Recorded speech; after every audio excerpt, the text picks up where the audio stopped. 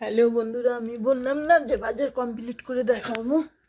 এই যে মোটামুটি বাজার করলাম। এই যে এখানে সরস্বতী ঠাকুরের সন্দেশ, এনে ফল, এনে শাড়ি, এনে ঘট, এনে দুয়াত। এখন তোমাদের দেখাচ্ছি কি কি, মানে ছোট করে অল্প করে করব। এই যে পলাশ ফুল এনেছি, আর সকালবেলায় যে গায়ে হলুদ দিতে হয় তেল দিয়ে, হলুদ নিয়ে এসছি। আর এই যে কুল ছাড়া তো পূজা হয় না, কুল, তারপরে 5 রকমের ফল, 5 রকমের একটু বেশি আছে।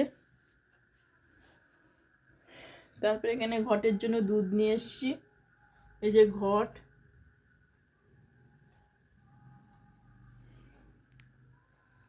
অল্প করে ছোট্ট করে একটা পুজো করব, সেভাবে পুজো করব না, তোমাদের দেখালাম।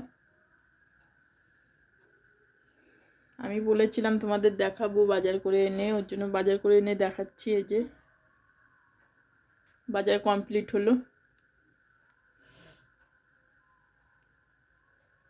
ঠিক আছে, তাহলে রাখছি।